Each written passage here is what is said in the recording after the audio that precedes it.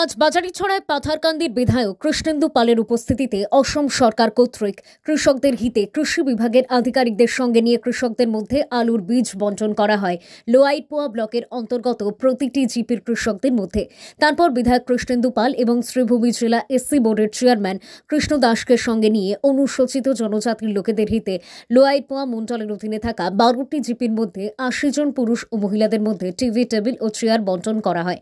আজকের এই অনুষ্ঠানে বিধায়ক কৃষ্ণেন্দু পাল সহ উপস্থিত ছিলেন শ্রীভূমি জেলা এসসি বোর্ডের চেয়ারম্যান কৃষ্ণ দাস, মন্ডল সভাপতি ঋষিকেশ নন্দী, প্রাক্তন জিপি সভাপতি অনিল কুমার ত্রিপাঠী, স্বপন দাস সহ দলীয় বিভিন্ন পদে থাকা কর্মীরা। ব্যুরো রিপোর্ট, নিউজ অবিকল। এসসি ডেভেলপমেন্ট বোর্ডের তরফ থেকে আজ পাথারকান্দি কনস্টিটিউয়েন্সির মোট 80 জন মানুষকে এই টিভি এবং টেবিল, একটা চেয়ার প্রদান করা হয়েছে।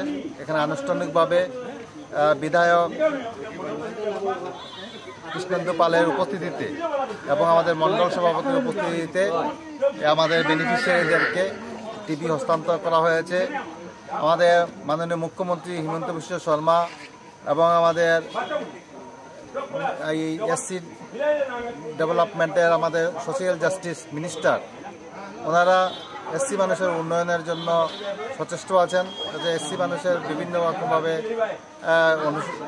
বেনিফিট পায়, তার জন্য বিভিন্ন সময় বিভিন্ন রকম জিনিস প্রদান করছেন। আজকে এই পাথারকান্দি কনস্টিটিউয়েন্সিতে টিভি প্রদান করা হয়েছে। কতজনের মধ্যে আজ বিতরণ করা হয়েছে?